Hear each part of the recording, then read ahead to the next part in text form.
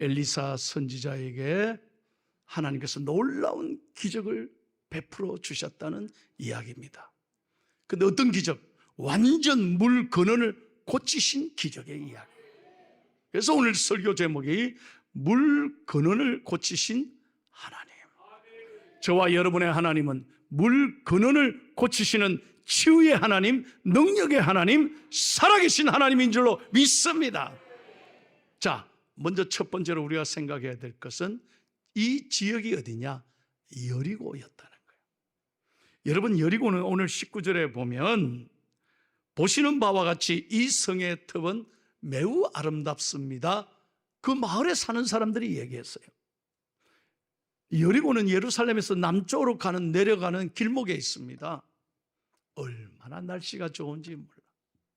한마디로 말하면 풍경이 죽입니다.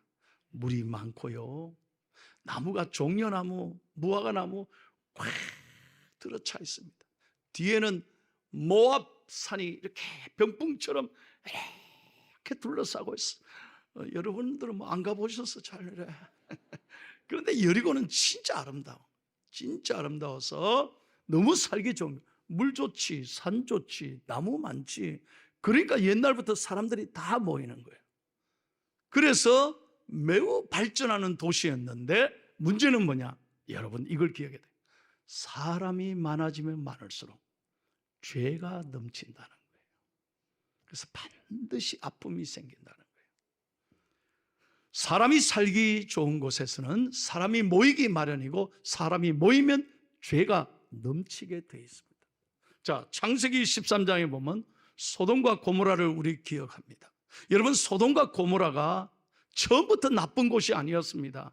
소돔과 고모라 처음에 얼마나 좋은 땅이었는지 모릅니다. 13장 10절에 보면 이렇게 말합니다. 온 땅에 물이 넉넉하니 여호와께서 소돔과 고모라를 멸하시기 전이었으므로 여호와의 동산 같고, 소돔과 고모라가요 여호와의 동산같이 아름다웠다.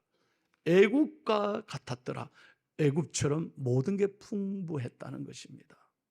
그런데 소돔과 고모라가 점점 더 사람들이 모여들기 시작하면서 그 사람들이 인간이 타락하고 죄를 지어서 벌써 그때부터 동성애자들이 바글바글 했다는 거예요. 불신과 사치와 향락과 타락이 극에 달하기 시작했습니다. 그래서 창세기 19장 25절에 보면 마침내 하나님이 분노하십니다, 심판하십니다, 이렇게 말씀하는 거예요.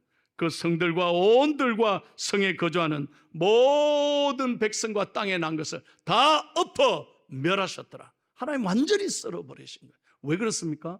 인간의 죄 때문에 그렇습니다. 소돔과 고모라는 경치 좋고 살기 좋아 풍족하게 살다가 멸망한 도시였습니다. 여러분, 이탈리아의 문화도시, 자랑스러웠던 문화의 극치를 이뤘던 폼페이도 향락에 빠졌다가 화산 폭발로 말미암아 폐허가 되었습니다. 영국이 자랑하는 타이타닉, 세계 최대의 유람선 아닙니까? 그것을 세계 자랑했습니다. 그 배가 출항하는 날 며칠 안 가서 그 배 안에서 놀고 먹고 마시다가 빙산에 부딪혀서 침몰하고 말았습니다. 저는 말씀을 생각하면서 우리 대한민국을 생각해 봅니다. 여러분, 생각해 보십시오. 전쟁 후 80년이 채 안 되는 이 나라, 얼마나 가난하고 얼마나 눈물 나는 대한민국이었습니까? 그런데 오늘 대한민국이 하나님께서 이렇게 잘 살게 해주시고, 이렇게 전 세계 대한민국처럼 편하고 빠르고 살기 좋은 데가 어디 있습니까? 전국에 어디 가보세요. 지방자치가 잘 돼 있고 도로가 얼마나 잘 돼 있는지 모릅니다. 그런데 이 대한민국은 영적으로 보면, 자세히 보면 무너져 가고 있다고 저는 진단합니다. 갈수록 갈라지고 있습니다. 대립하고 갈등하고 정죄하고 비난하고, 상처 속에 상처를 내고 상처를 주고받고, 너무나 심각한 정치, 사회, 경제, 교육 모든 면에서 심각한 위기에 처해 있습니다. 부끄러운 이야기입니다. 자살률 세계 1위입니다.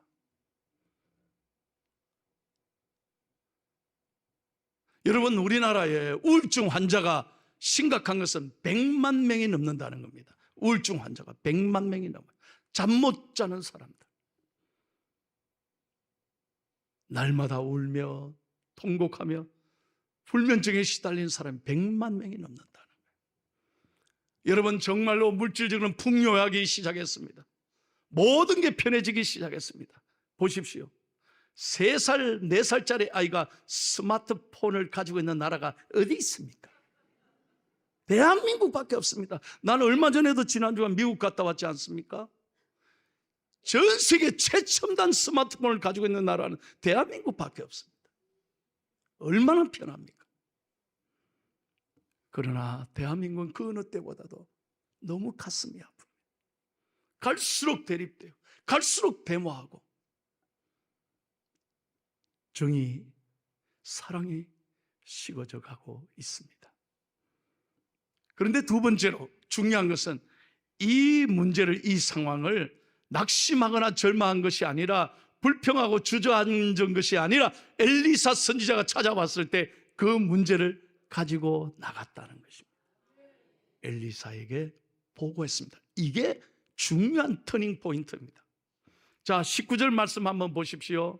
그들이 이렇게 말합니다. 시작. 그 성읍 사람들이 엘리사에게 말하되 우리 주인께서 보시는 바와 같이 이 성읍의 위치는 좋으나 물이 나쁨으로 토산이 익지 못하고 떨어지나이다. 여러분, 이걸 기억하셔야 돼요. 주저앉아 포기하지 않았다는 겁니다.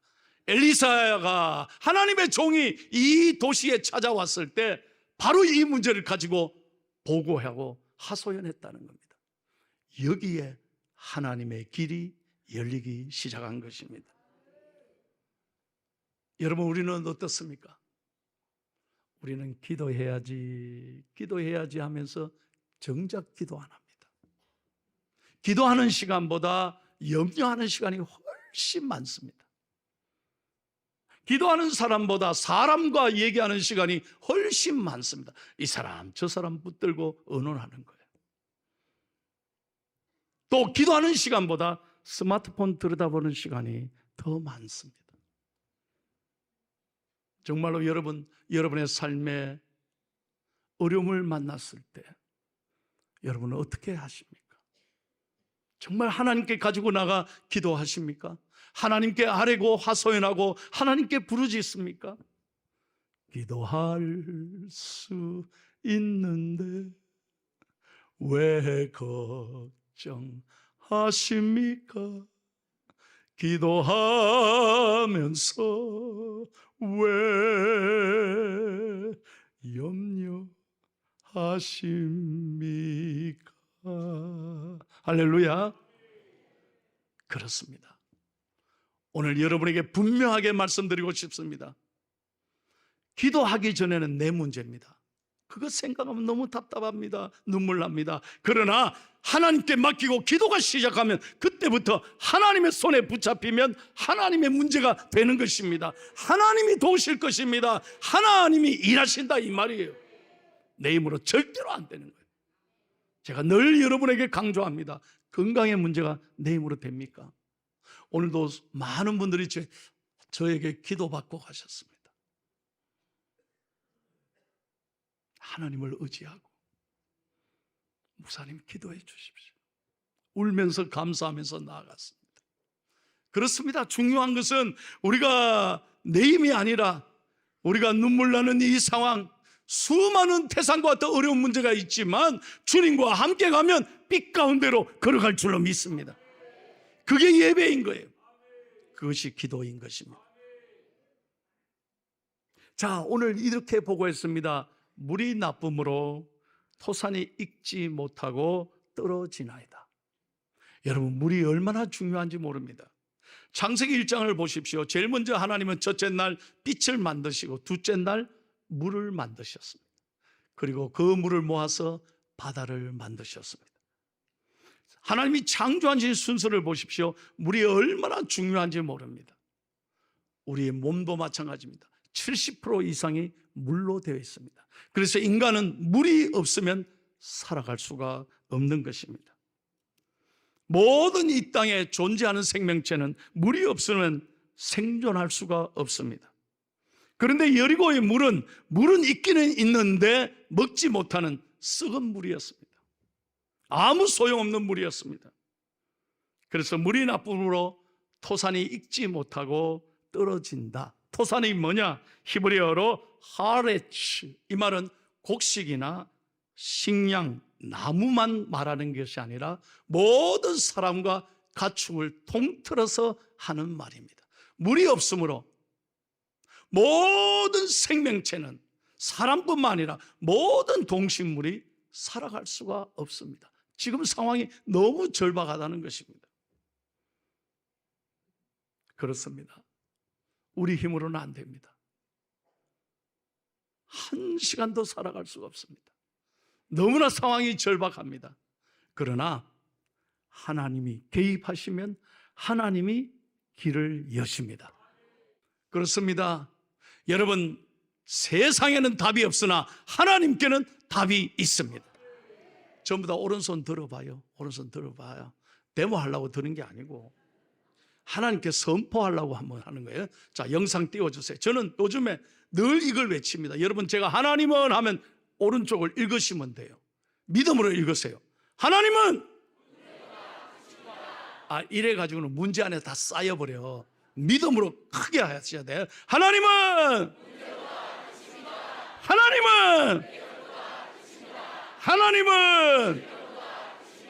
하나님이 믿으시면 아멘 하세요.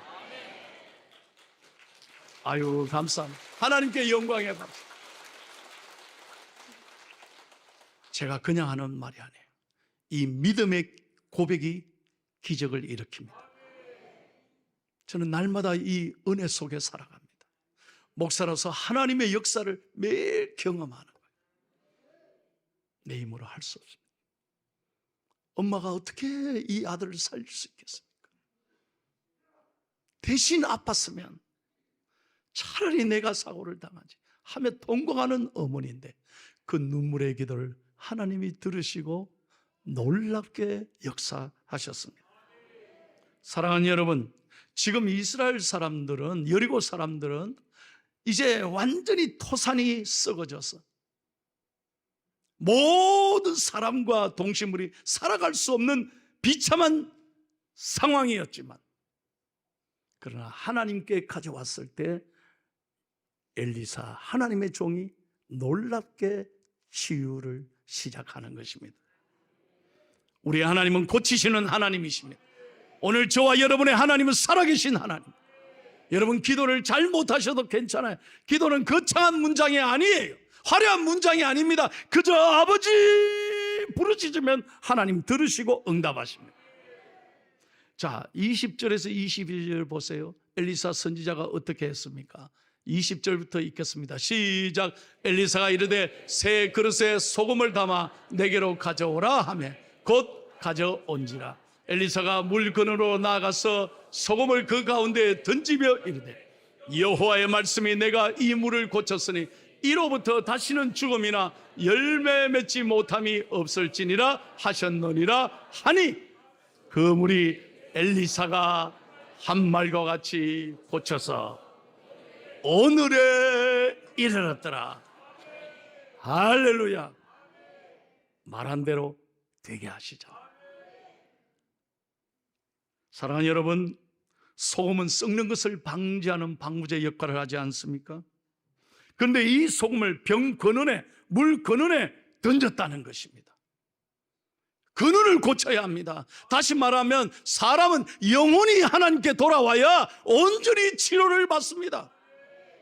영혼이 잘 돼야 되는 거예요. 다리 부러진 것, 다리 수술 받고 얼마 회복하고 재활치료하면 돼요. 그러나 영혼이 무너지면, 마음이 무너지면 여러분 아무것도 약이 소용이 없습니다. 우리 영혼이 믿음으로 일어서야 합니다. 영혼이 치료받아야 합니다.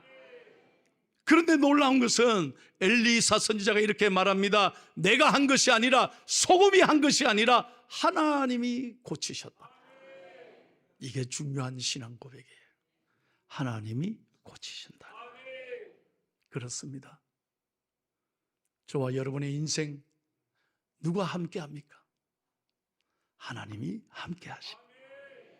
그 하나님이 나를 고치시고 내 인생을 이끌어 가시고, 답이 없는 인생이지만 하나님을 의지할 때 길이요 진리요 생명이신 하나님이 답이 되어주시고 반드시 피할 길을 주시고 내 문제를 뛰어넘게 하실 줄로 믿습니다.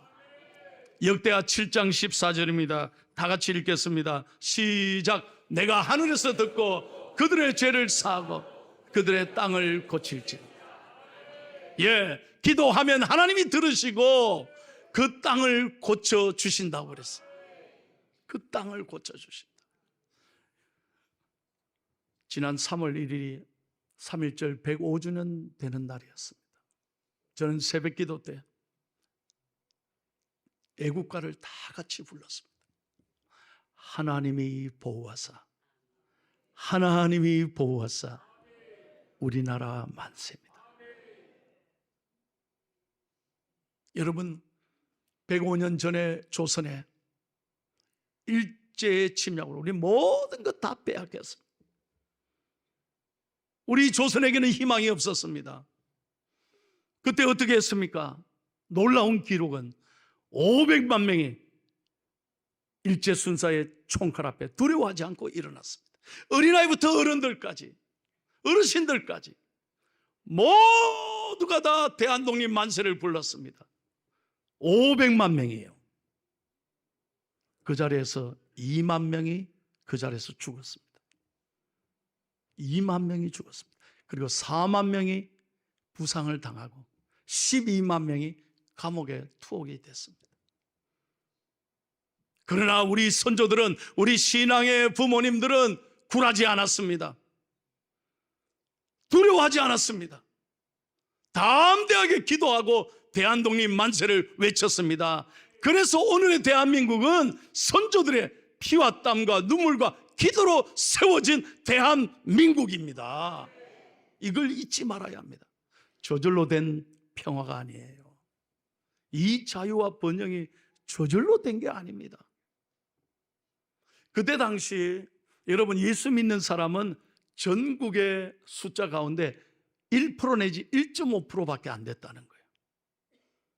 그때는 교회가 적었습니다. 교인들이 매우 숫자가 적었습니다. 그런데 여러분 잘 알잖아요.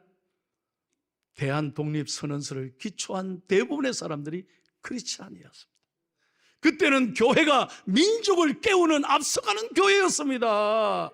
기도의 부모님이 목숨을 걸고 하나님께 기도했기에 대한독립 만세가 이루어진 것입니다. 여러분, 이거 잊지 말아야 합니다. 정말 잊지 말아야 합니다. 하나님이 대한민국을 사랑하시는 것입니다. 하나님이 여전히 이 대한민국을 이끌어 가시고, 기도하는 교회가 희망이 있습니다. 교회는 여전히 희망이 있습니다. 기도하는 사람이 있기 때문에 대한민국은 하나님이 더 잘되게 해주시고, 지금은 너무 아프고 너무 갈라지고 너무 분열되어 있지만, 저는 정치가 아니라, 다른 교육이 아니라, 경제가 아니라, 세상에 다른 것은 할 수 없으나 하나님이 이 땅을 고쳐주실 줄로 믿습니다. 그래서 우리 예수 믿는 사람이 기도해야 돼요. 그 어느 때보다 나라와 민족과 지도자를 위해 깨어 기도해야 한다는 것입니다. 말씀을 맺겠습니다. 얼마 전에 우리 교회 4살짜리 아이가 부모님과 함께 제 방에 왔어요. 그래요? 어떻게 왔냐 했더니, 우리 유아부에 다니는 아이인데요, 이 아이가 아프다는 거예요. 수술 받는다는 거예요, 이번 주에. 아니, 이 예쁜 아이가 뭔 수술 받아? 그랬더니 병명이 뭐냐? 선천성 피지성 모반 질병이래. 나 세상에 이런 병 이름 처음 봤어. 선천성 피지성 모반 질병.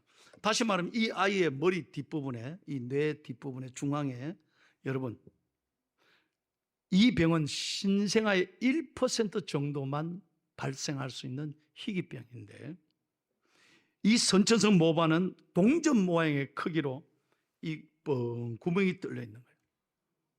그래서 여기는 머리카락이 자라지 않는 거예요. 그래, 이 아이를 보니까 뒤가 뻥 뚫렸어. 머리카락이 없어요.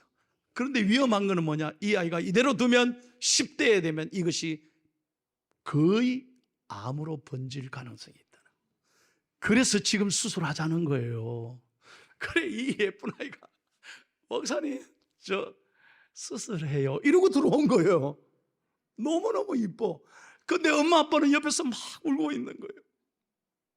말도 못하고 이 아이가 들을까 봐 병을 자세하게 저한테 설명을 못하는 거예요. 근데 내가 이 자료를 보고 알았죠. 이리 와라. 제가 안고 머리에 손을 대고 기도했습니다. 하나님, 이 딸 아프지 않게 해주세요. 하나님이 고쳐주세요. 너무너무 제 마음이 아픈 거예요. 이렇게 예쁜 딸 하나님, 반드시 하나님이 깨끗하게 고쳐주셔서 이 아이의 평생을 간증하게 해달라고 기도했습니다. 놀라운 건 지난 주일날 왔어요. 목사님, 오, 그래 저 다 났어요. 의사가 놀랍니다. 이렇게 수술이 빠르게 회복된 아이는 처음이라는 거예요. 그래서 잘 먹고 잘 자고 잘 놀고, 할렐루야. 너무 기적 같은 스토리. 그래서 제품에 안겼는데 이 아이가 하는 말이 목사님이 건강하셔야 돼요 이러는 거예요. 날 걱정해. 얼마나 감사한지 몰라요. 엄마가 아빠가 옆에서 펑펑 웁니다. 감사의 눈물을 흘리면서 저한테 하는 말, 지난주 목사님 기도의 힘이 이렇게 큰 줄 몰랐습니다. 교회가 이렇게 중요한지 몰랐습니다. 할렐루야. 오늘 여러분 잘 오셨습니다. 저와 여러분의 하나님은 고치시는 하나님이십니다. 우리의 영혼이 잘 되면 범사가 잘 됩니다. 우리가 믿음으로 서면 하나님의 영광을 보게 될 줄로 믿습니다.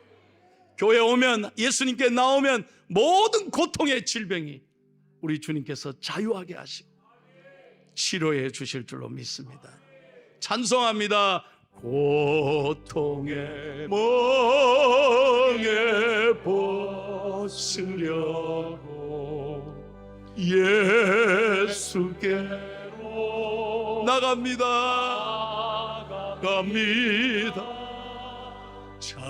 자유와 기쁨 베푸시 주께로 갑니다. 병든 내 몸이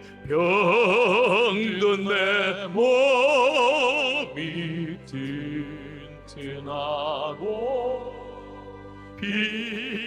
빈궁한 삶이 구해지며 죄악을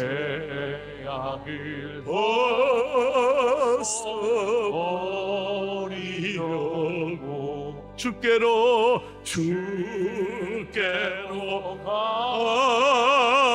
갑니다. 할렐루야. 여러분 꼭 기억하십시오. 하나님은 문제보다 크십니다. 문제는 문제 삼지 않으면 문제가 되지 않습니다. 내 생각에는 너무 큰 문제지만 하나님이 보시기에는 아무것도 아닌 거예요. 문제 삼지 마세요. 그 문제에 여러분 함몰되지 마세요. 문제에 집착하지 마세요. 눈을 열어 하나님을 바라보시기를 바랍니다. 하나님은 대적보다 크십니다. 하나님은 질병보다 크십니다. 하나님은 반드시 하십니다.